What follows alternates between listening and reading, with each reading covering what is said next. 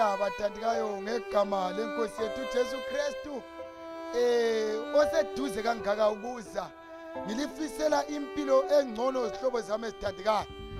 Siyaqhubeka ngesifundo sethu kodwa ngithanda ukubana ngilibingelele abagulayo ngilifisela ukuphepha, abagulelwayo ngilifisela abathandikayo ubani izihlobo zenu kazilulame. Kanti abangaphilanga emzimbeni lani ngifisa ukuthi imizimba yelulame ngegama lenkosi yethu Jesu. Siyaqhubeka ngendaba yesifundo. Indaba yesifundo sesikuphathi 3. Lapha sikhuluma khona ngophathi 3 webaptism. Esizakhangela ukuthi khona impapatizo lesiyaziyo kanti iBhayibheli iyayisekela yini.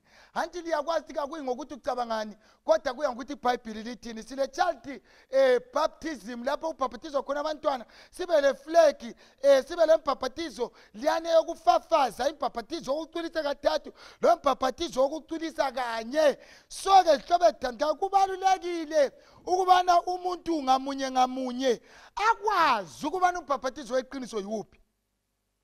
Mana ngiqale ngechild baptism. Kulungile yini ukubhapatiza umntwana? Ungafunda eBhayibhelini la. Ithona iBhayibheli kuMark mu-16 verse ka-16. Lo okholwayo abhapatizwe uza kusiliswa, kodwa ongakholwayo uza kulahlwa. First error bathandekayo, ukubhapatiza umntwana kule era. Ngani? Ngoba iBhayibheli ithi lowo okholwayo uza kubhapatizwa bese siliswa.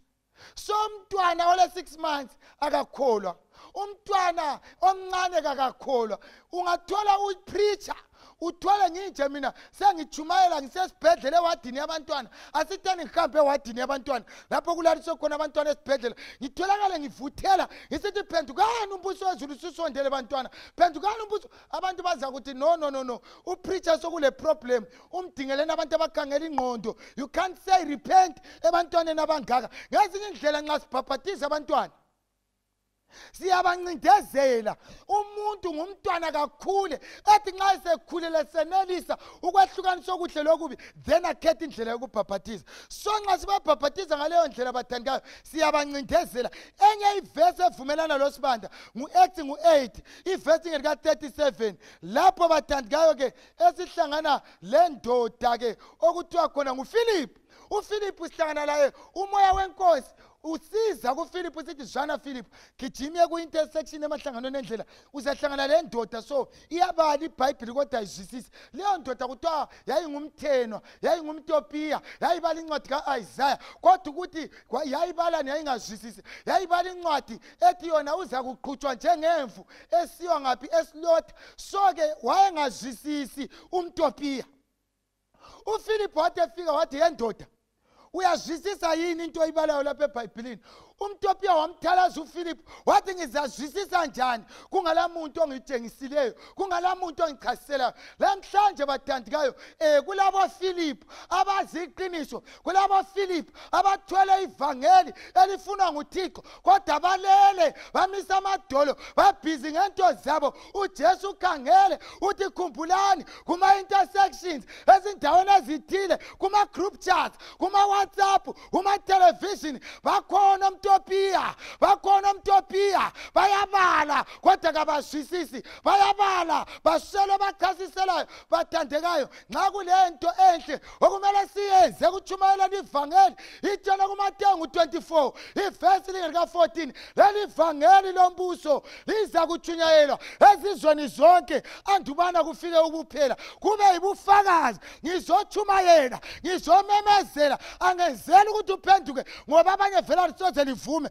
Iqiniso lingaze lichaye awuvumi kodwa engikulandileyo ikuzokutshela, ngizokunika ubufakazi kukuwe. Phenduka ungaphenduka-ke then ubusuzalwa ngokutsha suphila njengoJesu. Umbhapatizo wesibili yiflag.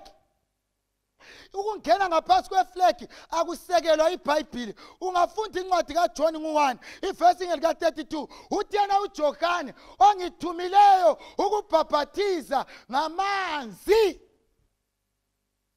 Uthi yena uJohane ukhuluma ngombhapatizo. Umbhapatizo bathandikayo ngumoya lokubhapatizwa ngamanzi. We are baptized by water and the Spirit. Ngezinye indlela nxa umuntu edlule ngaphansi kweflag there is no baptism.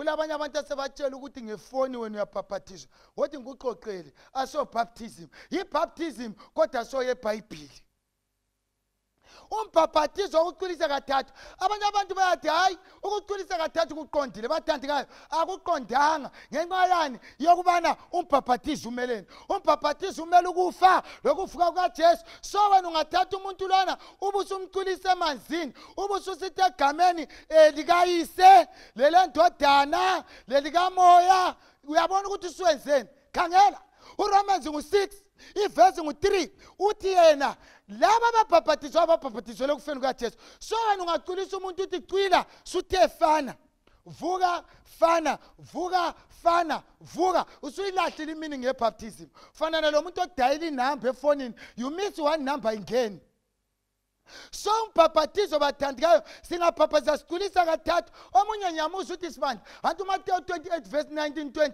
uthi khambani ezizweni zonke abakholwayo babhaphathizwe ebizweni likayise lelendodana lelikamoya oyingcwele ibizo likaJesu lelikaNkulunkulu lelikamoya oyingcwele awungeke ulidivide yimfihlakalo yezulu yibuthathu bezulu ungathi wena egameni likayise lelendodana likamoya oyingcwele umqinisa umuntu umvusa umqinisa suthe uJesu wafa kathathu at the same time sutshumayela ivangeli lokuthi uJesu loNkulunkulu kababambananga ngoba uJohn 1 ivesi ngu1 ithe kuqaleni wayekhona ulizwi waye nguNkulunkulu ulizwi waye kuNkulunkulu ulizwi nguJesu waye kuNkulunkulu waphinda waba nguNkulunkulu imfihlakalo yezulu iunity yezulu uNkulunkulu loJesu kubambene yindaba engasozizwisiswa ngumuntu namhlanje abanye kabakukholwa khona lokho kodwa kakuyi ngokuthi ucabangani kuya ngokuthi iBhayibheli lithini ezinye izinto xa kulento esingasozizwisise singakafika ezulwini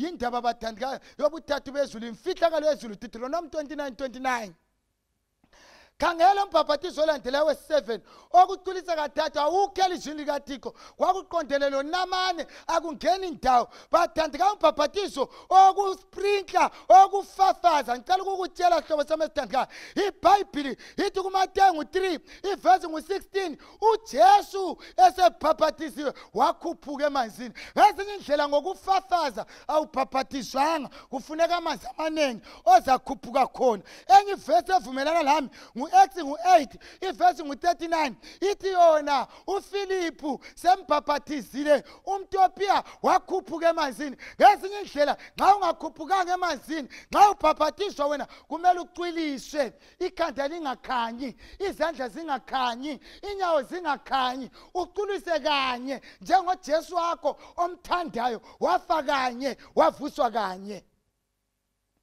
nguthethe ngaphi khona lokho Bali Romans 6 verse lika 3 uthi kalazi yini ukuthi thina sabhaphathizwayo sabhaphathizela kuKristu kuJesu Kristu sabhaphathizela kufeni kwakhe na ngakho sangcwatshwa laye wabhaphathize kufeni ukuze njengoba uKristu wavuswa kwabafileyo ngobukhosi bukaYise ngokunjalo lathi sihambe ebutheni bempilo haleluya John 8 verse 32 uza kulazi iqiniso futhi iqiniso liza kukhulula uJesu engakabuyi kulenye into okumele udlule kiyo ungakaye church kumele udlule enkonzweni yombhaphathizo bathandikayo iBhayibheli ungayifunda ithola ku verse 5 ngoba uba sihlanyelwe kanye laye ekufananeni ngokufa kwakhe siza kuphinda senze njani bathandikayo sivuke laye sesivuka ngempilo entsha empilweni yakho yamnida uJesu omunye umuntu engathi sibandi mina ngabhaphathizwa kudala lalela ke isifundo esilandelayo ngizakuvezela obhaphathizwa ngombhaphathizo orongo kumele enzeni obhaphathizwa ngumntwana kumele enzeni ngizakuvezela isifundo esilandelayo uJesu uyalithanda inkezo livezela amaqiniso ungaphuzi ulindeni pho usalindeni iqalisa butsha impilo yakho lo Jesu get baptized in the name of Jesus ngiyalithanda lo Jesu uyalithanda suko luhle ngegama lenkosi yethu Jesu amen.